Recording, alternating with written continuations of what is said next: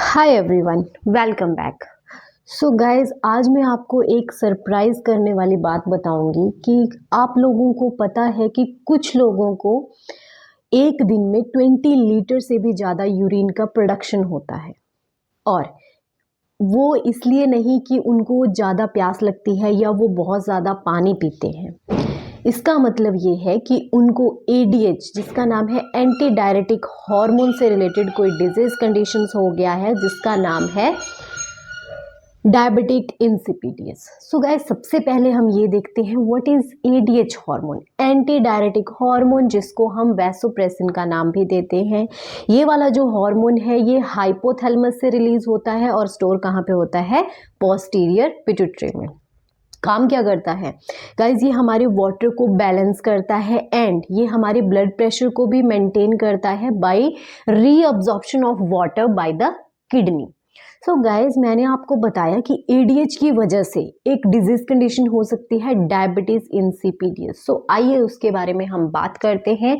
तो सबसे पहले व्हाट इज डायबिटीज इंसिपिडियस? इसमें क्या होता है गाइज, जो एडीएच है एंटी डायरेटिक हार्मोन, वो सिक्रीट होना बहुत कम हो जाता है या उसका प्रोडक्शन बहुत ही लो हो जाता है फ्रॉम द हाइपोथैलेमस। ठीक है, होगा क्या? इसकी वजह से जो वाटर है इम्बैलेंस हो जाएगा और पेशेंट को क्या है, एक्सेसिव वाटर लॉस होगा फ्रॉम द यूरिन। यूरिन के थ्रू जितना भी पानी है वो बाहर निकल जाएगा।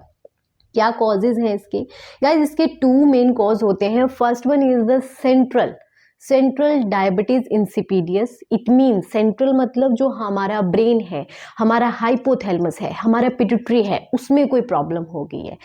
एंड सेकेंड आता है नेफ्रोजेनिक डायबिटीज इंसिपिडियस। मतलब नेफ्रोजेनिक इट मीन्स किडनी से रिलेटेड, मीन किडनी में कोई प्रॉब्लम हो गई है। So now comes on the causes of the diabetes इंसिपिडियस। So causes क्या है?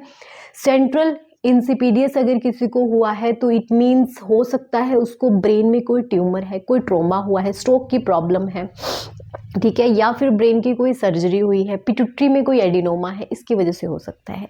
नेफ्रोजेनिक की बात करें सो गाइस, उसमें हो सकता है पेशेंट को क्रॉनिक किडनी फेलियर हो गया है या डिजीज कंडीशन हो गई है, लिथियम की टॉक्सिसिटी हो गई है, हाइपर कैल्सीमिया हाइपोकेलेमिया की कंडीशन है, और कुछ हो सकता है इडियोपैथिक भी हो। इडियोपैथिक का मतलब होता है unknown cause. It means sometime हमें कुछ कंडीशंस का पता नहीं चलता वो क्यों हो रही है बॉडी में। अब बात करते हैं इसके सिम्टम्स की। सो गाइज, मैंने आपको बड़े पहले पढ़ाया था डायबिटीज के बारे में, शुगर के बारे में। सो उसमें क्या होता था, उसकी तरह सिम्टम आते हैं इसमें। क्या होगा, पेशेंट को बहुत ज़्यादा प्यास लगेगी, पॉलीडिप्सिया जिसको बोलते हैं, ठीक है, पॉलीयूरिया, बहुत ज़्यादा यूरिन आएगा, ठीक है। इसमें डिहाइड्रेशन की प्रॉब्लम हो सकती है पेशेंट को। और गाइज, इसमें और भी सिम्टम लाइक ब्रेन से रिलेटेड कन्फ्यूजन हो सकता है। ये सारे सिम्टम पेशेंट को आ सकते हैं। अब हम बात करते हैं और हाँ, इसमें क्या है गाइस, जो सोडियम का लेवल है वो इंक्रीज हो जाता है। हाइपोनेट्रीमिया की कंडीशन इसमें अराइज हो सकती है। अब बात करते हैं इसके डायग्नोस्टिक टेस्ट की। सो गाइस, डायग्नोस्टिक टेस्ट में हम इसमें वाटर डेप्रीवेशन टेस्ट करते हैं। वाटर डेप्रीवेशन टेस्ट का मतलब है कि हम पेशेंट का जो ड्रिंकिंग है वो स्टॉप कर देंगे और इन अ डे में हम क्या करेंगे, उसका यूरिन आउटपुट चेक करेंगे। और भी इसमें सीरम और यूरिन की ऑस्मोलैरिटी इसमें चेक करेंगे, जिसमें सीरम की ऑस्मोलैरिटी ज़्यादा आएगी और यूरिन की ऑस्मोलैरिटी कम आएगी। और इसमें हम एमआरआई कर सकते हैं, सीटी स्कैन, ताकि हम ब्रेन का जो डिसऑर्डर है उनके बारे में हम पता कर सकें। अब बात करते हैं इसके ट्रीटमेंट की। सो गाइज, अगर किसी को हुआ है सेंट्रल इंसिपिडियस, सो उसमें ड्रग ऑफ चॉइस देते हैं डेस्मोप्रेसिन, जिसमें हाइड्रेशन मेंटेन होती है।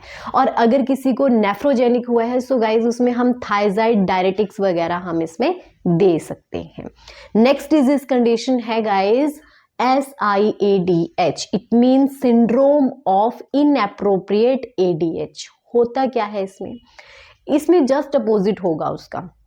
ADH की जो सिक्रीशंस है वो बहुत ज़्यादा बढ़ जाएगी फ्रॉम द हाइपोथैलेमस, या फिर हो सकता है कॉजेज में या तो पिट्यूटरी में कोई दिक्कत आ गई है, ठीक है, एडिनोमा हुआ है और उसकी वजह से बहुत ज़्यादा एक्सेसिव प्रोडक्शन हो रही है ADH की, या फिर नेफ्रोजेनिक में हो सकता है गाइस कि जो किडनी है वो रिस्पॉन्स नहीं कर पा रही है। इसमें गाइस कॉजेज आपके लंग्स से भी आ सकते हैं। फॉर एग्जांपल अगर किसी को लंग्स कैंसर है, निमोनिया की कंडीशन है, ट्यूबरक्लोसिस है, उसकी वजह से भी हो सकता है, ठीक है। कुछ मेडिसिन होती हैं, उनकी वजह से भी ये हो सकता है। सो ये सारे इसके कॉजेज रहते हैं। सिम्टम की बात करूं, पेशेंट को नोजिया, फटीग रहेगा, वीकनेस आएगी, मसल क्रैम्प्स होंगे, ठीक है। और जो सोडियम का लेवल है वो इसमें बहुत ज़्यादा बढ़ जाता है, इसलिए पेशेंट को सीजर्स आ सकते हैं, मसल्स में वीकनेस और क्रैम्प्स हो सकते हैं। इसके टेस्ट की बात करूं तो इसमें हम सीरम और यूरिन की ऑस्मोलैरिटी चेक करेंगे, सोडियम का लेवल हम इसमें चेक करेंगे, ठीक है।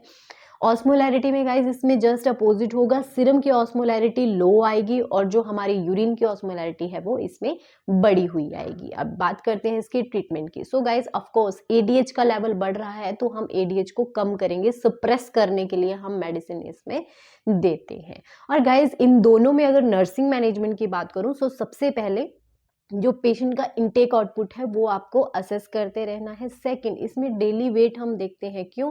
क्योंकि अगर वाटर रिटेन हो रहा है अंदर, जिसमें SiADH है, उसमें वाटर अंदर ही रहता है, यूरिन आउटपुट कम हो जाती है। सो गाइस पेशेंट को अडीमा जैसी कंडीशन आ सकती है। वेट उसका डेली हमें देखना पड़ेगा कि वेट बहुत ज़्यादा तो नहीं बढ़ रहा है। इनटेक आउटपुट हो गया, डेली वेट हो गया, सोडियम का लेवल चेक करना है, कैल्शियम और आपका पोटेशियम का लेवल चेक करना है, ठीक है। क्योंकि ये सारे जितने भी हैं दीज आर द इलेक्ट्रोलाइट, और इसमें क्या होता है, इलेक्ट्रोलाइट इम्बैलेंस हो जाता है। So guys this is all about the ADH hormone disorder. I hope you like this video. Please like, share, subscribe my channel. Thank you.